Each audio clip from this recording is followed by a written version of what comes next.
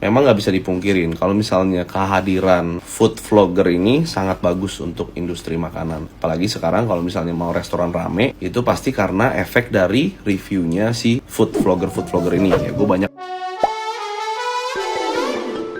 Chef Juna sindir food vlogger dengan kata-kata sotoy. Berita viral kali ini datang dari Chef Juna, guys. Baru-baru ini kan viral banget tentang review makanan gitu ya, guys. Sampai-sampai ada yang ribut gitu antara food vlogger yang satu dengan food vlogger yang lain gitu, guys. Nah, baru-baru ini gitu ya, guys, beredar video Chef Juna di sebuah podcast gitu. Kalau dirinya ini tuh kayak merasa risih nih sama food vlogger di Indonesia gitu, guys. Menurut Chef Juna gitu, food vlogger yang tidak mempunyai basic F&B terus kayak mereview makanan ini ya hanya sotoy aja. Dan menurut Chef Juna juga, food vlogger ini tuh cuman kayak ngasal aja nge-review makanan gitu, guys, hanya demi endorsan gitu loh. Padahal nih menurut Chef Juna gitu, guys, food vlogger yang basicnya tuh emang ngerti F&B gitu, yang emang profesional gitu ya, guys. Mereka ini tuh nggak ngasal asal review makanan gitu. Kalau misalnya bilang enak ya enak, kalau nggak enak ya nggak enak gitu, guys. Dan mereka ini gitu ya, guys, kalaupun dibayar atau endorsement gitu, mereka bakalan nge-review dengan sejujur-jujurnya gitu. Jadi walaupun di endorse atau misalnya dibayar gitu ya, guys, nggak kayak dibaik-baikin juga gitu. Chef Juna ini juga mengaku kalau beliau ini tuh kayak sedikit terganggu nih dengan food vlogger ini gitu, guys.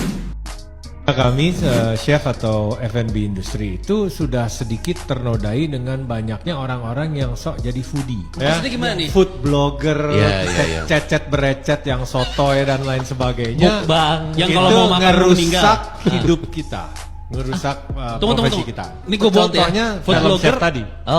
Food blogger merusak profesi-profesi seperti Chef Juna ini. Establishment. Oke, konkretnya gimana sih? Konkretnya adalah food blogger, terutama mereka-mereka ini yang tidak jelas maksudnya latar belakangnya gitulah. Who the fuck are you? Analyze our food when you don't know shit gitu loh. Lu cuma tahu lu nggak punya udah, ilmunya. Dan lain sebagainya. And then you dare to write artikel. Zaman sekarang udah nggak artikel lagi. Kalau zaman dulu di Amerika masih benar. Food blogger itu beneran, mereka di hire oleh surat kabar atau majalah ternama, dan mereka ada sesi foodnya dan mereka ngeblog di situ, which is keluarnya apa sih, majalah seminggu sekali or whatever. Itu bener di hire oleh orang-orang yang ngerti mapan dan lain sebagainya, dan orang-orang yang expert. Tapi zaman sekarang karena dengan media sosial dan semua bisa colok pantat di internet, bener. Jadi mereka bisa ngoceh ngalor ngidul, yang mereka sendiri nge-rate makanan kita, nge-rate ini kita apa segala macam, yang mereka tidak tahu kita tuh banting tulang setengah mampus dan pengorbanan banyak hanya karena mereka nggak ngerti atau expectationnya beda, ternyata hasilnya beda, dan mereka write-nya jelek. Dan mohon maaf, yang namanya food blogger dan huni yang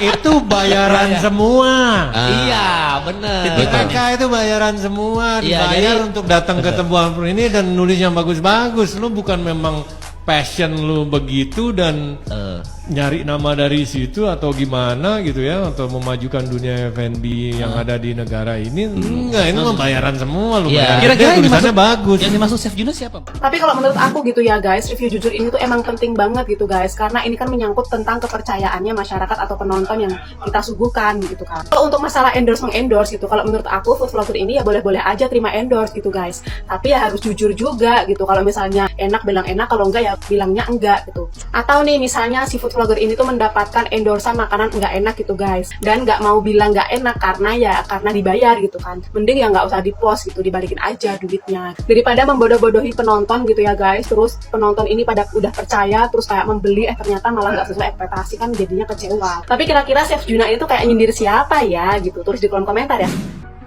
Yang menarik perhatian gue di sini adalah bukan yang mereka berantemin, tapi tentang selera netizen Indonesia yang masih sama, suka keramaian, suka keributan, suka jontok-jontokan. Kalian perhatiin deh yang ribut-ribut, pokoknya entah itu emak anak, entah yang ini ya, antara food blogger sama food blogger, itu yang ribut-ribut. Habis ribut tuh mereka live gitu ya kan, menceritakan entah apa yang terjadi gitu. Nah itu banyak banget yang akan ngasih gift, say. Itu bener-bener yang full attention banget dari netizen. Sadar kan lu orang kan, beda kayak di luar negeri, say. Kayak misalnya di Korea gitu ya. Kalau di Korea, salah dikit aja itu berakibat fatal gitu. Yang terburuk adalah di cancel sama warganet, dimana itu akan menyebabkan si influencer ataupun artis tersebut nggak akan dapat job, nggak akan diterima di mana-mana. Apa yang dia kerjakan itu nggak akan dapat attention yang oke gitu. Beda kayak kita di Indonesia ini, say gitu. Mana yang ribut-ribut, mana yang memunculkan sesuatu yang negatif, itu yang rame gitu. Yang dapat prestasi, yang dia membanggakan Indonesia, yang dia membuat terkenal Indonesia, itu susah naiknya, say. Tapi kalau ribut-ribut, aduh gampang banget. Jadi nggak heran, mau influencer, mau artis, mereka akan tetap melakukan itu untuk naik. Karena semakin mereka ngebikin huru-hara,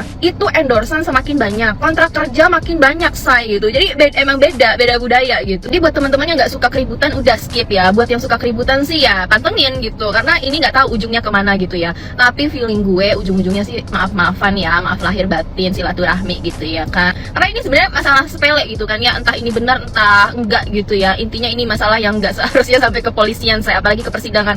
Capek, say gitu. Lu bayangin aja lu mesti bolak-balik persidangan gitu ya kan. Aduh capek banget ya. Mendingan lu bikin konten gitu kan, dapat duit banyak, say, dapat endorsan banyak, daripada lu datang ke persidangan capek hati, capek fisik, capek waktu. Oh my god, gue sih enggak ya kayak begitu.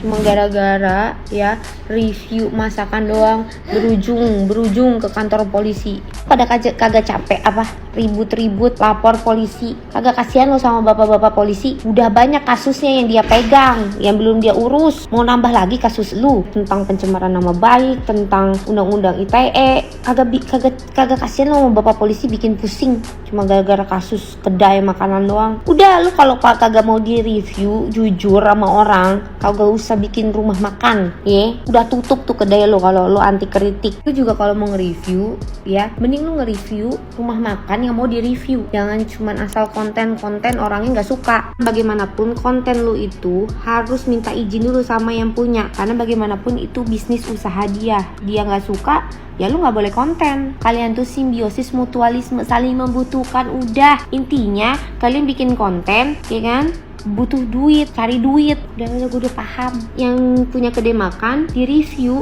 juga butuh duit. Akhirnya banyak kan pelanggannya, viral kan. Ngapain juga bawa. Kalau mau ribut jangan nyatain fisik, jangan buka masa lalu orang, jangan buka aib orang. Kalau mau ribut juga jangan kampungan, jangan kampring. Kalian bagaimanapun punya nama. Jadi kasih contoh dong sama kita penonton kalian.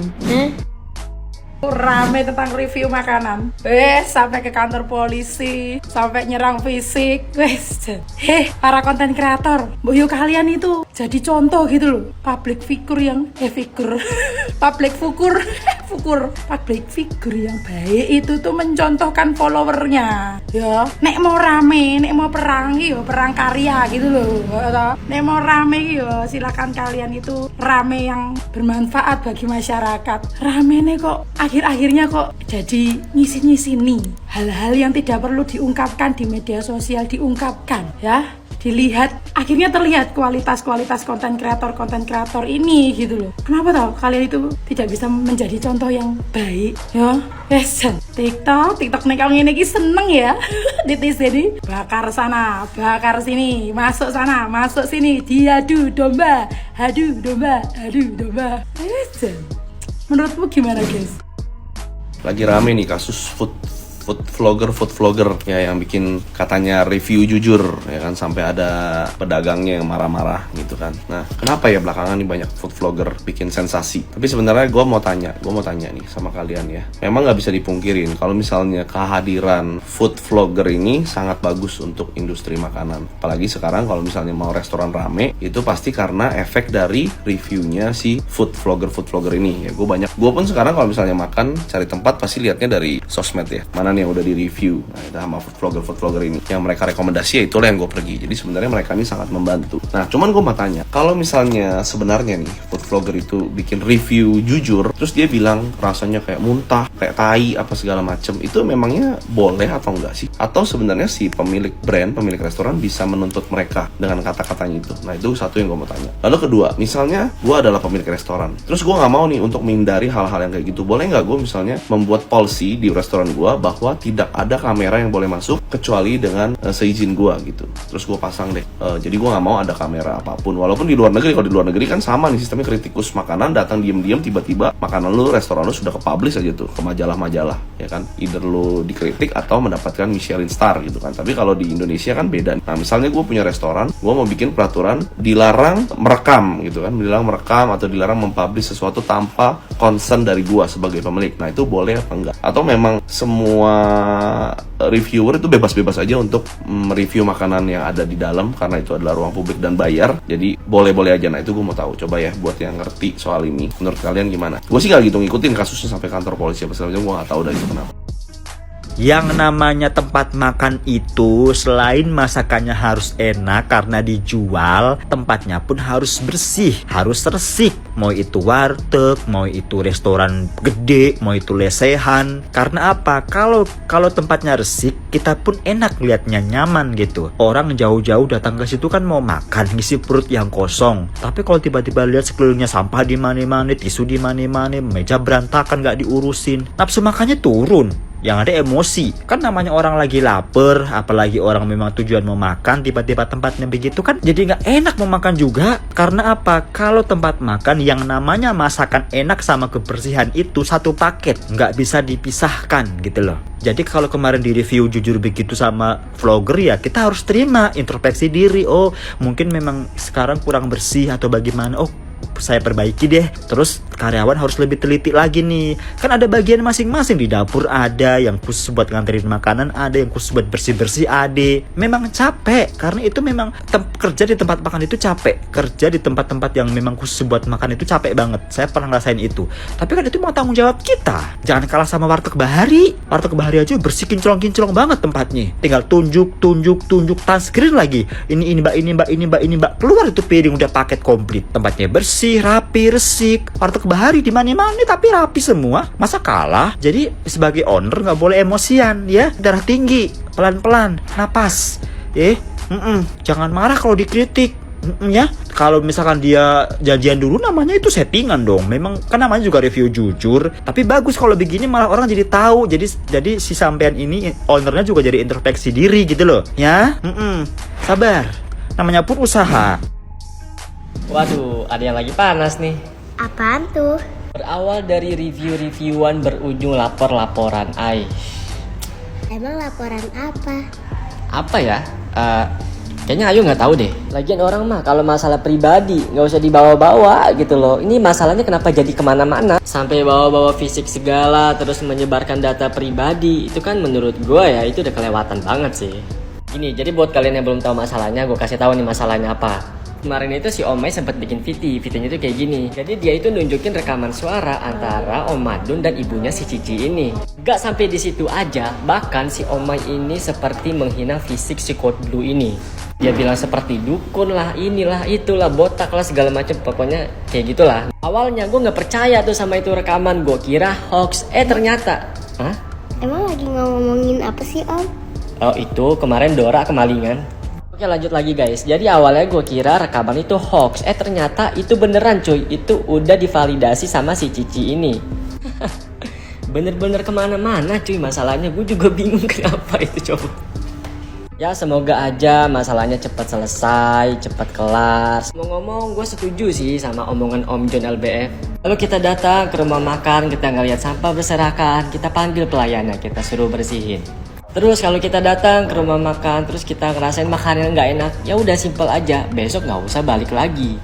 Jujur boleh, tapi jangan sampai menjatuhkan. Karena untuk ngebangun usaha dari nol itu susah loh. Mudah-mudahan aja ke depannya Om Mai bisa jadi lebih baik, begitupun juga Code Blue, mudah-mudahan bisa lebih difilter lagi omongannya, oke?